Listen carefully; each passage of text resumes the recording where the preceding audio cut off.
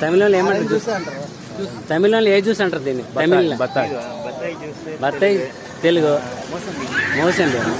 మన దగ్గర కూడా మోసంబి మనం హిందీ మాట్లాడు. ఏంది సాతుకుడి?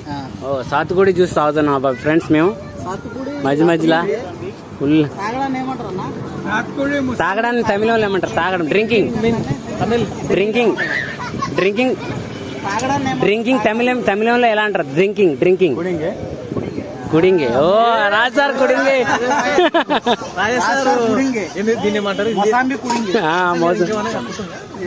సాతుకుడి.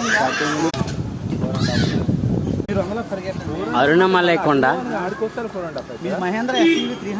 అరుణాచలం కొండ,